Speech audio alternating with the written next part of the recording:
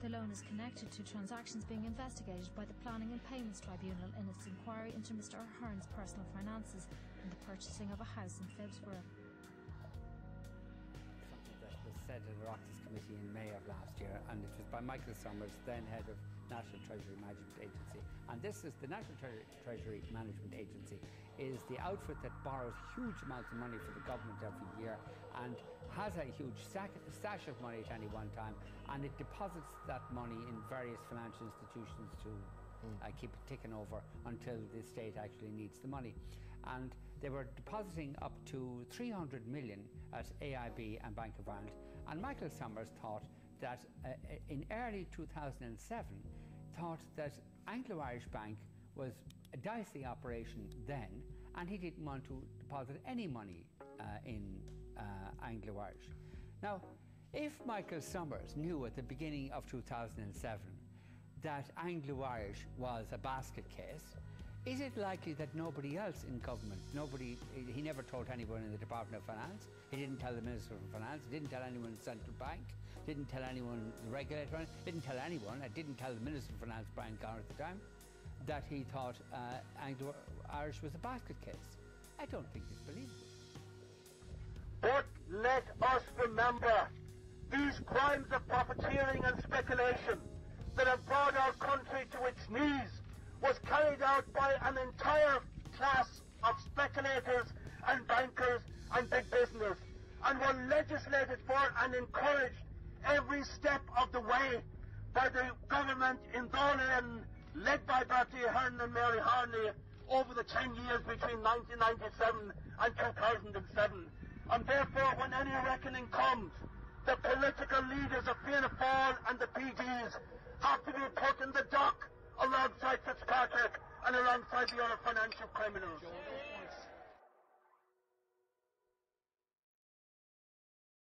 Did you know that the government gives the banks here the right to generate billions of pounds in loans with feck all money to back any of it up? Funny money loans that are hardly worth the paper they're written on. Come on, I'll give you an economics lesson. Fractional reserve lending is a fancy term used by banks to describe how they literally create money out of thin air. And here's how it works. This here is Mr. and Mrs. Millstone, and they're hoping to buy this beautiful £100,000 house here. And they hope they get the money from the bank. Now, using fractional reserve lending, the bank is legally allowed to loan out 10 times more money than it actually possesses. So the bank only has to risk £10,000, which they use to write a cheque for 100 grand, which they give to Mr. and Mrs. Millstone, and they in turn give it to the builder. In theory, the bank ought to use their own 10 grand to back up the loan. They don't, however. They're not that stupid. They usually get the money out of people like the Millstones in the form of a 10% deposit. So what about the cheque for the 100 grand that the builder got? What about that? Surely that's good. He can spend it, can't he? Well, yes he can. And if he goes to the bank, he should get cash for it. You see, the problem is that if every person who got a cheque from the bank tried to cash it, there just wouldn't be enough money in the bank to cover 90% of them. Of course, that's something the banks hope never happens.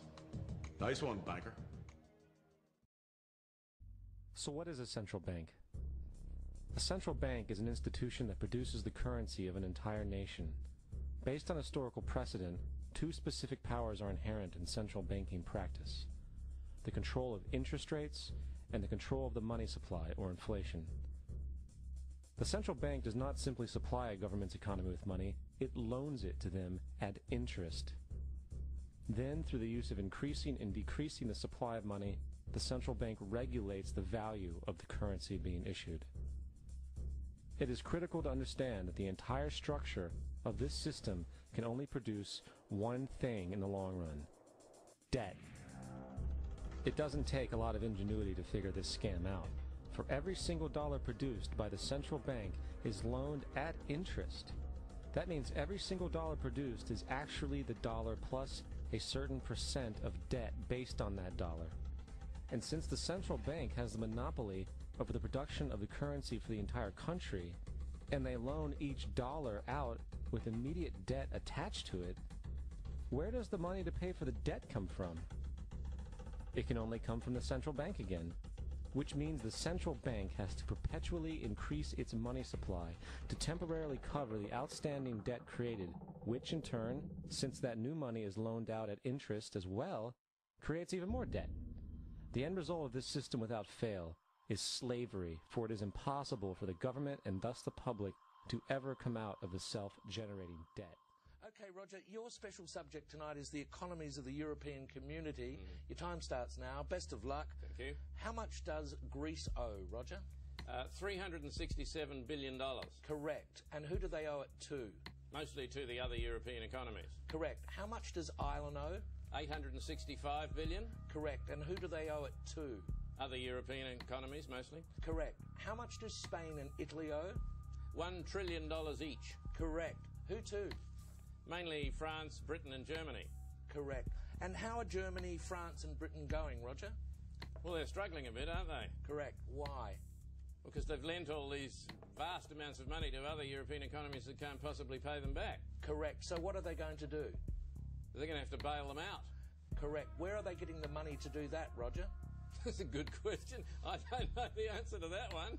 How much does Portugal owe? Hang on a minute. What was the answer to that earlier question? Just keep answering the questions, Roger. Where is Portugal going to get the money it owes to Germany if Germany can't get back the money that it lent to Italy? Just a minute. What was the answer to the previous question? The question was, how can broke economies lend money to other broke economies who haven't got any money because they can't pay back the money the broke economy lent to the other broke economy and shouldn't have lent it to them in the first place because the broke economy can't pay it back? You're wasting very valuable time, Roger. How much money does Spain owe to Italy? $41 billion, but where are they going to get it?